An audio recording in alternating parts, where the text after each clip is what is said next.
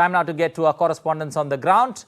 We've got two correspondents, two guests joining us this evening. Let me first introduce my two guests, Chakshu Roy, Praful Ketkar with us to help us understand phase 7 of elections. We've got Salman Haider joining us from Bihar, Ashutosh Mishra joining us from Odisha. Let me first come to you, Salman.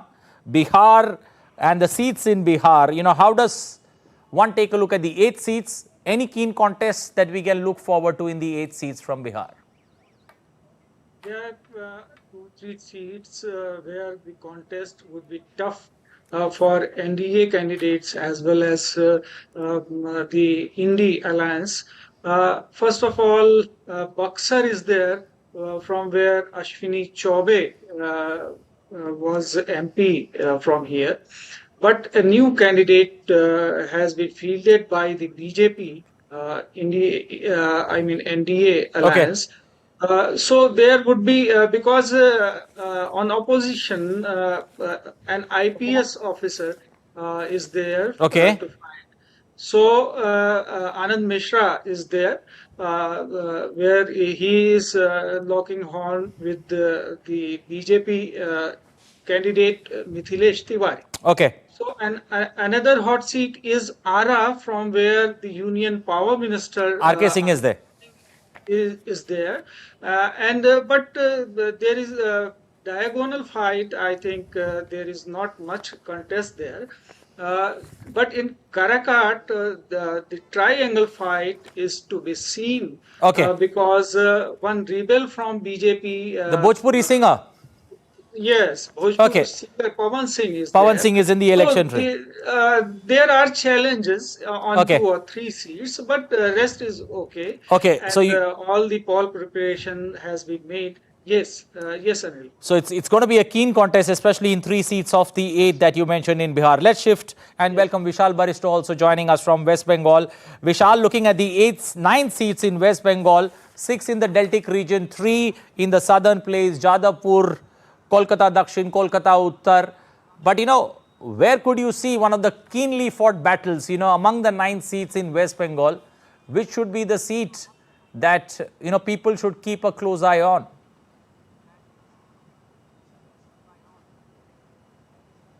Well, a very good evening to you, Anil. Now, before I answer to your question about the interesting contest that is between the TMC and the BJP, though it is said to be a triangular contest with the India bloc also chipping in, but largely the contest we have seen is between the TMC and the BJP. As we compare the situation in other states, like there has been a tragedy in Mirzapur in UP where 7 home guards died due to heat stroke. But here in West Bengal, after the cyclone, things have cooled down to a great extent. In fact, the weather is very pleasant here.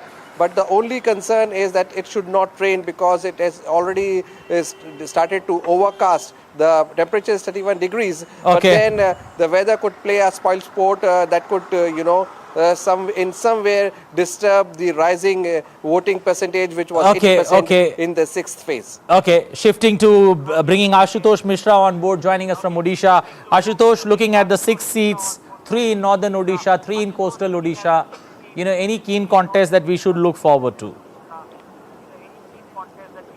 This time actually, almost every seat is witnessing a very keen contest because the campaign has been high voltage. Okay. Prime Minister himself has campaigned. He has had several rallies, and in the last rally held in Mayurbhanj, he raised the issue of Chief Minister's health, which has become a big issue in this election. He also raised the issue of development of Orissa. He says that Orissa has not developed the way it should have developed under a Chief Minister who has ruled the state for nearly 24 years.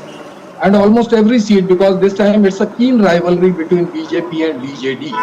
But some of the seats, of course, for example, the Balasore seat, where former Union Minister Pratap Sarangi, he is contesting against a former Union Minister Shrikant Jena. So that is a very interesting contest, and BJD has put up a new candidate.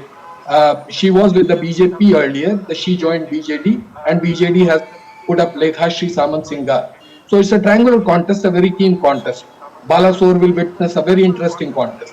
Similarly, in Kendrapada, where BJP's National Vice President Baijan Panda is contesting, he is contesting against someone who was earlier with the Congress. He joined the BJP and he has been fielded by the party from Kendrapada. He is the son of a former BJD veteran, and he has very good contacts in the constituency and lots of popularity also, like Mr. Panda. So Okay. it's going to be a very interesting contest there also. Okay. Mayurbhanj, for example, Mayurbhanj it's the only northern Orissa seat which is going to the polls tomorrow. It will witness a very interesting, or it is witnessing a very interesting contest in the sense that state's disaster management minister, Suram Marandi, who was earlier with the JMM, he is contesting on BJD's ticket from there, and against him is JMM's candidate, Mrs. Soren. She Okay. is Ranjita Soren, I think, and she is the sister of Hemant Soren, the former Jharkhand chief minister. She is contesting there, Rajni Soren, and another candidate from the Congress is also contesting. Congress has left the seat for JMM. There is another candidate from BJP. This is also a very interesting constituency. Similarly, Jajpur, Bhadrak, Okay. all these. And we should remember that of these 6 seats, 4 were earlier with the BJD and 2 were with the BJP. The Balasore seat and the Bhadrak and the Mayurbhanj seat. These Okay. were with the BJP. But Okay. this time the contest is very keen, the issues are very important, and the campaign has been high voltage. Okay, the campaign has been high voltage. Appreciate all 3 of our correspondents there. Vishal Barrister joining us from West Bengal, Ashutosh Mishra from Odisha joining us, Salman Haider joining us from Bihar. Appreciate you joining us this evening, getting us the latest inputs from ground zero. Well, time now to shift focus to our guests in the studio. Chakshu Roy in the studios, Praful Ketkar joining us from the national capital. Let me come first to you, Mr. Ketkar. You know, the battle in Jharkhand, just 3 seats, but looking at the way things stand, do you see this to be one of the keenly fought contests, especially in Jharkhand in these elections? Especially the because this has been the version where the Soren family actually Okay. Well, I believe there is some issue with the audio. Let me get Chakshu on board. Chakshu, looking at or taking your opening comments on the 7th phase of election, how do you see anything in particular that catches your fancy in this phase of election? 57 seats, but somewhere that the opposition sees an opening to enter in this election in a big way. I think, this is one of the smaller phases in the elections that we have seen, but still about 10 crore electors, about 1 lakh polling stations. A couple of interesting things. If you look at West Bengal, the number of candidates who are contesting, if you see comparison between are they older, are they younger, the number of younger candidates in West Bengal is comparatively less than, let's say, Jharkhand and Bihar. So I think my colleagues had put together some numbers. I think 22% of the candidates contesting in West Bengal are below the age of 40. For Bihar, that number is about 30%. For Jharkhand, that number is about 29%, so roughly similar. So that's one interesting aspect. I think any contest which has sitting union ministers automatically becomes a little bit more interesting because it reflects on the fact as to whether the outcome of those elections will impact something around the next government formation, assuming for the sake of argument that political party comes into power. The third part is, this is the last phase of elections. And about 8,300 candidates contesting for 543 seats. The quiet phase is entered. So it's also a moment of reflection about what did this election mean. Okay. One last number that I want to leave you with, that this is probably the election in our entire 75-year history which has 10% of the candidates contesting who are women candidates. So that's another interesting thought for our viewers to think about when they're looking at the program. Okay, Praful's back with us. Praful, your thoughts especially on Jharkhand and the way Jharkhand has, before the elections and all that happened, in the process of elections, how do you see Jharkhand shaping up in, especially in this phase, the final phase of election? See, Anil, this particular area, Rajmahal, Dumka, Goda, these are the areas where the Soren family. This is Soren family's bachelor. True. This is the place where the real campaign for independent or separate state of Jharkhand started. So, how does people there respond? Last time BJP actually first time managed to breach this bastion, and therefore I would be very interested, especially seeing the background of this election when Mr. Soren, who was the chief minister then, has been facing corruption charges, who is accused by the BJP of taking lands of tribal and manipulating many rights related to mining. So, how does people, the tribal people who stood by the senior Soren, Shibu Soren, long ago, how do they respond to this entire scenario? I would be really, really, interested. So, I think all over impact of the Shibu Soren or rather Hemant Soren episode will be reflected, if at all, is in this region. Okay. And that's why this region is going to decide the overall mood of Jharkhand. Okay. Your thoughts also on West Bengal, the 9 seats in the final phase. Two things I'll put into perspective. First, Sandesh Khali that happened and the fallout of it, followed by, the CAA that came into play. Do you think that's like a small lifeline that Mamta is holding on to float in West Bengal? This region, Anil, I would not take only Sandesh Khali and CA as the issue.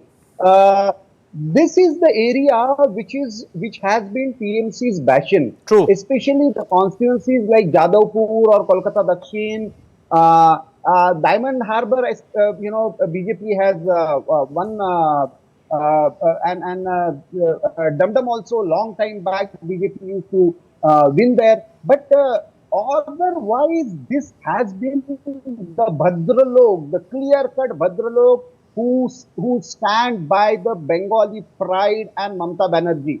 So here she would try to play the Bengali nationalism card. One, two, the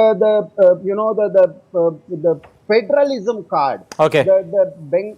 West Bengal's rights, West Bengal's economy, West Bengal's Delhi trying to take over Bengal, that kind of an insider-outsider issue. These are the issues she will try to play a lot in this particular field. Okay. Chakshu, elections, 5 years when they come, there is a process, there is a learning curve that you do. If 2019 elections was all about WhatsApp, if 2024 elections can be given to the fight that is played out on YouTube?